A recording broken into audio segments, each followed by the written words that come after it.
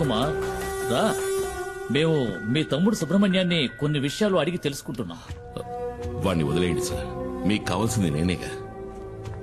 అవును, forest officer మేము చేస్తూ ఉన్నా లెక్క చేయకుండా గంజాయి ఉన్న లారీతో తెలివిగా తుఫాన్లా దూసుకుపోయిన పులియూరు మహావీరుడివి కదా. కూర్చో కుమార్. అరే కూర్చోవయ్యా.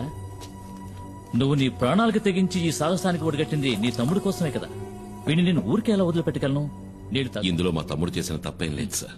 వీడికేం తెలీదు, అది కరెక్టే. కానీ నీకు ఆ డాడీ గిరిజాను రక్షించడానికి నువ్వు ఇప్పుడు ప్రాణాలు ఇవ్వడానికైనా సిద్ధంగా ఉన్నావు. ఆ డాడీ గిరిజా గురించి నీకేం తెలుసు? గత 14 నెలలుగా నేను వాడిని ఫాలో అవుతూనే ఉన్నాను తెలుసా. మంగళాపురంలో గూండాయిజం చెలాయిస్తూ ఎదిగిన గిరి ఉన్నట్టుండి శ్రీమంతుడిగా మారి రాజమండ్రిలో స్థిరపడ్డానికి ఏ బిజినెస్ కారణమో తెలుసా? ఆయుర్వేద మందుల ఫ్యాక్టరీ పేరుతో గంజాయి కలిపిన మత్తు మందులు తయారు చేయడం. First quality hash oil. ఆయుర్వేద ఉత్పత్తుల పేరుతో మత్తుమందుల సరఫరాని మంగళాపురం నుంచి గోవాకే కాకుండా విదేశాలకు కూడా ఎగుమతి చేస్తోంది గిరి ఫార్మాస్యూటికల్స్. ఆ కంపెనీకే మార్కెటింగ్ మేనేజర్ నీ తమ్ముడు సుబ్రహ్మణి. నిజంగా మాకు ఈ విషయాలు ఏవీ తెలియదు సార్. క్యాన్సర్ ని పోగొట్టే మందేదో తయారు చేస్తున్నామని. క్యాన్సర్ కి మందా? అలా చెప్పాడా? ఎంబీఏ చదువుకున్న సుబ్రహ్మణ్యానికి కూడా అబద్ధపు కథ చెప్పి మోసం చేసి సాధించాడు. నేను ఆ రోజు పులియూరుకు వచ్చింది రేంజర్ కొట్టిన కేసులో నిన్ను అరెస్ట్ చేయడానికి వచ్చానని అందరూ అనుకున్నారు. వాళ్ళు నిన్ను నమ్మించారు. అది వాళ్ళ తంత్రం, కుట్ర. నిజానికి నేను అక్కడికి వచ్చింది ఒక గంజాయి లాబీ పని మీద, నీకోసం కాదు. నేనిప్పుడు ఈ కేసు ఫైల్ చేస్తే జామీను కూడా దొరకదు నీకు, నీ తమ్ముడికి. నేను మిమ్మల్ని కాపాడతాను. బదులుకి నువ్వు నాకు సహాయం చేయాలి. ఆయుర్వేద ఫ్యాక్టరీ ముసుగులో తయారైన మత్తుమందులు ఎక్కడ దాచాడో ఇంతవరకు ఎవరికీ తెలియదు. అరెస్ట్ చేయాలంటే సాక్ష్యాధారాలు కావాలి కదా. అందుకే వాడు దాచి ఉంచిన మత్తుమందులు ఎక్కడున్నాయో కనిపెట్టాలి. ఆ పని నీ వల్లే అవుతుంది. నువ్వు నాకు ఉపకారం చేశావంటే ఈ ఎఫ్ఐఆర్ లో మీ ఇద్దరి పేర్లు ఉండవు.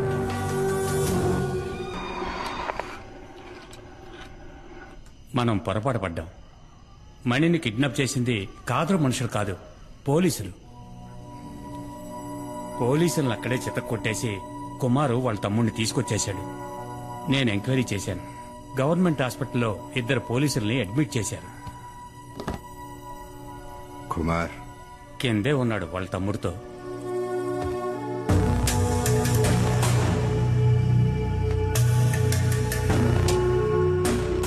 ఏంటి కుమార్, ఏం జరిగింది? నేను అక్కడికి వెళ్లేసరికి మొత్తం అందరూ పోలీసులే. ఏదో కహానీలు చెప్పి వీడిని కొడుతూ ఉన్నారు. మన ఫ్యాక్టరీలో క్యాన్సర్ మందు తయారు చేయట్లేదు, గంజాయి ఆగుతో వేరే ఏదో తయారు చేస్తున్నారు. దాని పేరేంట్రా? యాష్ ఆయిల్ అంట.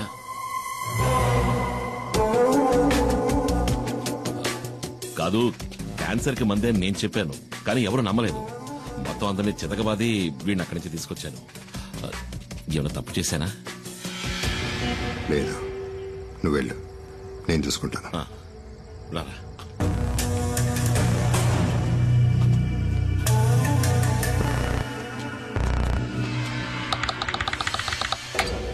ఏంటి డాడీ మీరనేది? సడన్ గా ఇప్పుడు సరుకున్న చోటు మార్చమంటే ఎలా మార్చగలం? గంజాయి ఉన్న చోటు పోలీసులకి ఇంకా తెలీదు. అది కనుక తెలుసుంటే మణిని కిడ్నాప్ చేసే ముందు ఇక్కడికొచ్చి ఇల్లంతా సోదా చేసేవారు పోలీసులు. సరుకు మన దగ్గర ఉంచపోవటం మంచిదైంది, కానీ ఇక మీదట మన దగ్గర ఉంచడం అంత మంచిది కాదు.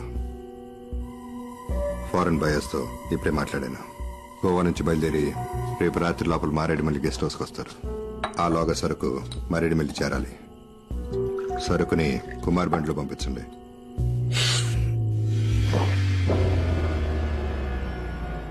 సరుకుతోనూ వెళ్ళొద్దు. మనలో ఎవడో ఒకడో గేమ్ ఆడుతున్నట్టు అనిపిస్తుంది.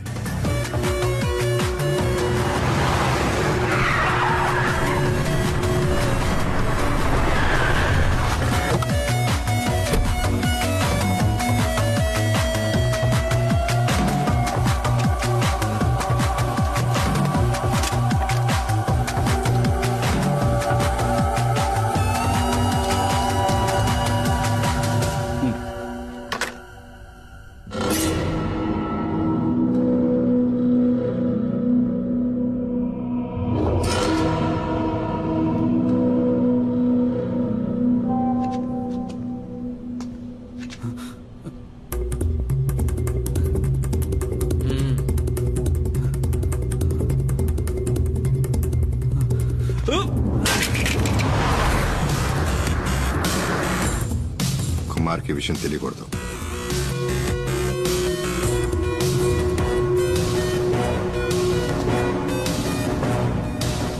నీకు చివరి అవకాశం ఇస్తున్నా. ఆ వీడియో ఎవరికి పంపావో చెప్పు.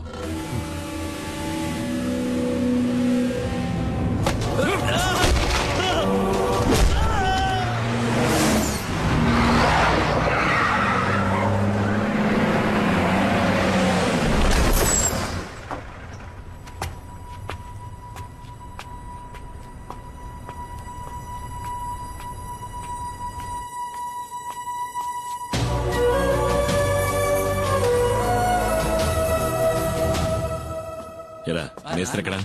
పైన ఉన్నాడు.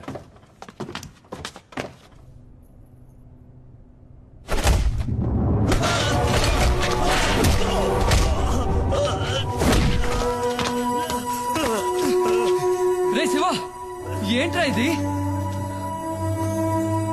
ద్రోహం, నమ్మక ద్రోహం చేసిన వాణ్ణి ఎప్పటికీ క్షమించకూడదు. ఏం ద్రోహం? వీడు నా ఫ్రెండ్ రా. నువ్వే అడిగి చూడు, వాడు తీసిన వీడియోని ఎవరికి పంపించాడో. చెప్పండ్రా. వదరా శివ.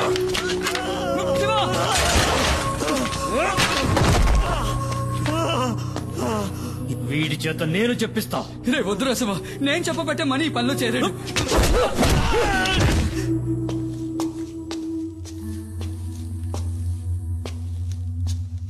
రా కుమార్, కూర్చో.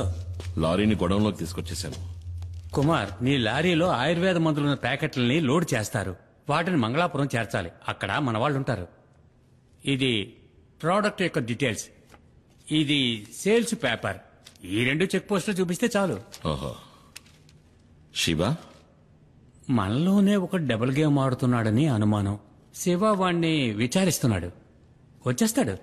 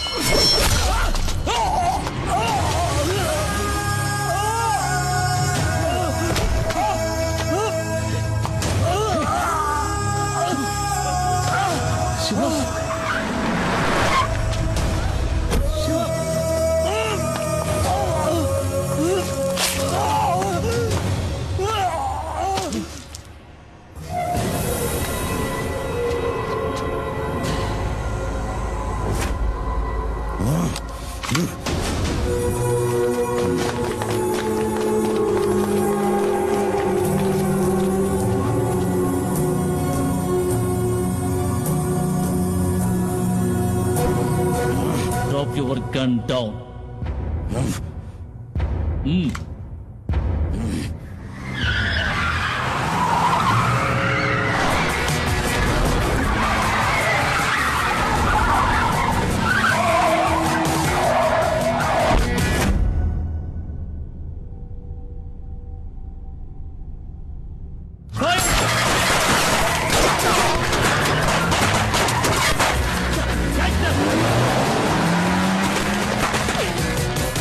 కుమార్, సార్ నేను ఇదంతా నేను చూసుకుంటాను. నువ్వు వెంటనే పులియూరుకు పో.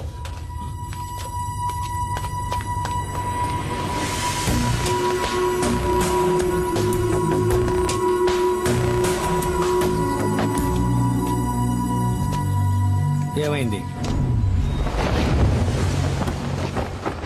పులి కుమార్ ఎక్కడున్నాడో నాకు తెలుసు రామయ్య. వాణ్ణి తిరిగి రాని డాడీ. నీ ముందే వాణ్ణి ఈ తుపాకీతో కాల్చి మారేస్తా.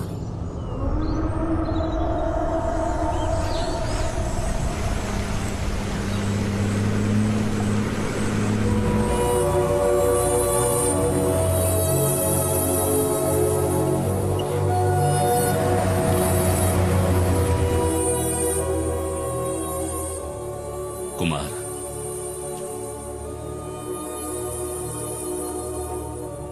మీరందరూ కలిసి నన్ను ఇక్కడి నుంచి ఎందుకు పంపించేశారు?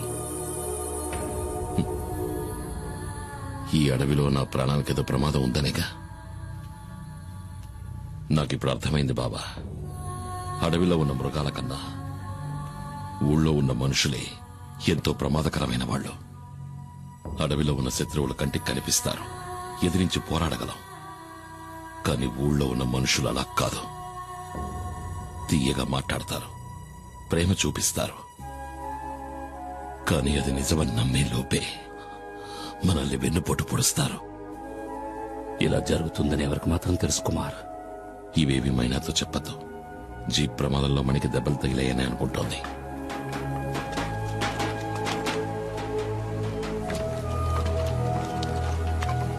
ఏంటయ్యా కుమార్, ఎన్నాళ్ళు నువ్వేమైపోయావు? ఊళ్ళోకి మళ్ళీ పులొచ్చింది. ఈ నెల రోజుల్లో 7 మందిని చంపేసింది ఆ పెద్ద పులి. నీ కోసం ఎక్కడెక్కడో వెతికావు. నువ్వెక్కడున్నావో తెలిస్తే కదా పిలిపించగలం. కుమార్, నా మనవరాలు మల్లికని నేను చూస్తూ ఉండగానే నిన్న రాత్రి అడవులోకి లాక్కెళ్ళింది.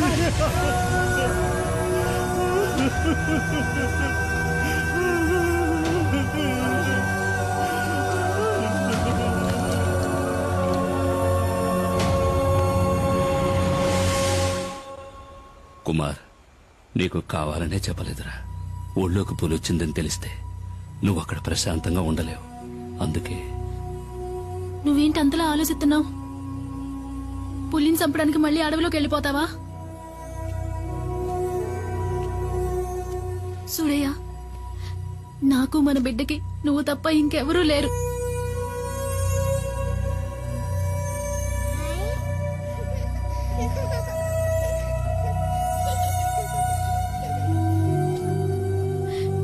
నా మాటేనయ్యా. నీకు మనసులా వచ్చింది ఇలా మాట్లాడటానికి? మన చిన్ని తోటిదేగా ఆ పెద్ద ఆయన మనవరాలు కూడా. అదే మన చిన్నికి ఏదైనా జరిగితే నువ్వు ఇలా మాట్లాడతావా? లేదు, నేను ఒప్పుకోను.